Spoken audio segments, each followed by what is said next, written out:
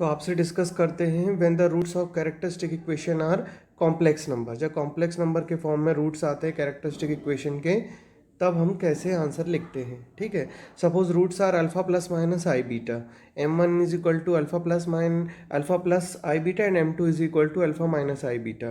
तो in general हम answer कैसे लिखते हैं, c1 any number to the power r plus c2 any other number to the power r। ठीक है ना, तो a r is equal to C1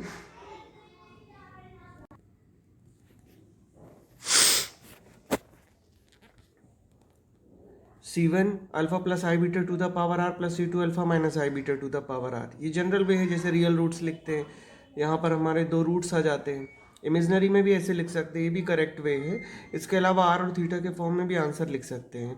A r is equal to C1 cos r theta plus C2 sine r theta and capital r to the power small r. Small r अपना क्या है, variable है। इसमें दो unknown चीज़ें हैं आपकी, एक तो कैपिटल आर और दूसरा थीटा। तो थीटा क्या होता है और कैपिटल आर क्या होता है। कैपिटल आर है under root alpha square plus beta square. ये अल्फा बीटा क्या है, alpha plus minus i beta हमारे रूट्स है। अल्फा रियल नंबर है, रियल पार्ट है, और बीटा आई का मल्टीपल है, दैट मीन्स इमेजनरी पार्ट है। ठीक है, और theta is equal to tan inverse beta upon alpha. अब एक एग्जाम्पल आपसे डिस्कस कर लेते हैं, है ना। आंसर लिखने का प्रोसेस यही है, a r is equal to C1 cos r theta plus C2 sine r theta capital r to the power small r bracket के बाहर। एक रिमार्क में एक प्रोसेस और है लिखने का, ये देखो, a r is equal to C1, ठीक है, कॉस ब्रैकेट में r theta plus C2 and capital r to the power small r. इस तरीके से भी आंसर लिखते हैं। अब एक एग्जाम्पल डिस्कस करते हैं आपसे जिसमें इमेजिनरी रूट्स आते हैं। एग्जाम्पल नंबर 2 देखो। एग्जाम्पल नंबर टू में क्या है, a are plus A R minus two. अब आर माइनस टू तक जा रहा है तो ए आर के प्लेस पे आप क्या पुट कर दो, एम स्क्वायर पुट कर दोगे।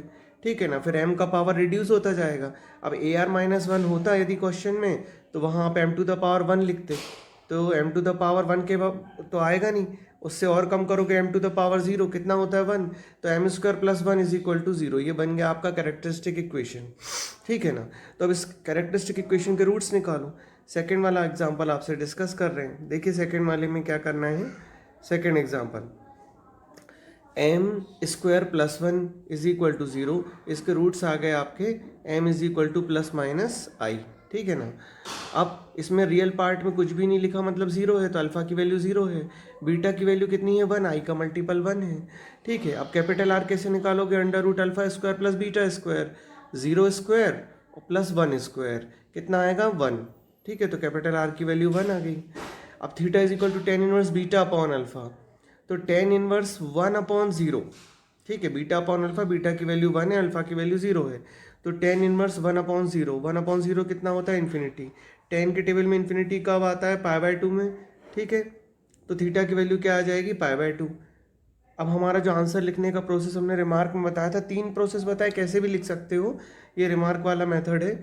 C1 capital r to the power small r cos r theta plus C2, तो कैपिटल आर की वैल्यू वन पुट कर दोगे, one to the power r one होता है, इसलिए यहाँ कोई टर्म नहीं दिख रहा कॉस के मल्टीपल में, r theta r into pi by two plus C2।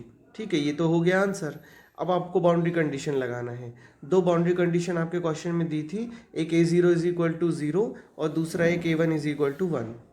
A zero is equal to zero का मतलब है आर के प्लेस पे जीरो, आर के प्लेस पे जीरो लिखोगे तो इधर जीरो हो जाएगा, यहाँ बचेगा कॉस C2 प्लस C1।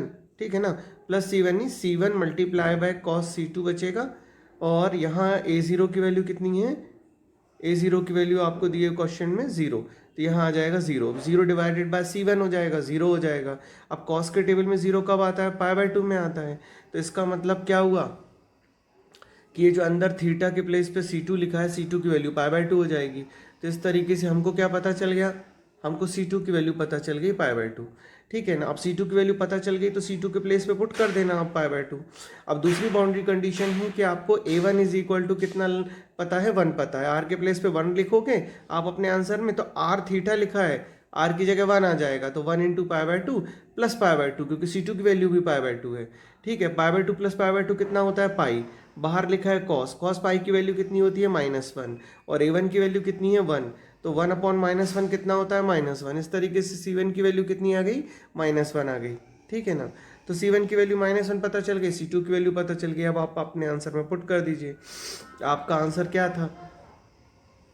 आपका स्टैंडर्ड आंसर क्या था? स्टैंडर्ड आंसर ये लिखा है C1 कॉस, यहाँ C1 और C2 की वैल्यू, C2 की वैल्यू π/2, C1 की वैल्यू -1।